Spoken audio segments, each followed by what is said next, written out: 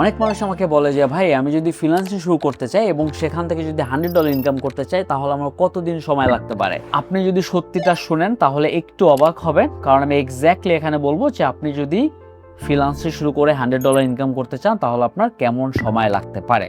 প্রথম কথা হলো যে আপনার যদি একটা সেলেবল স্কিল থাকে তাহলে আপনার 30 থেকে 60 দিনের মতো সময় লাগবে।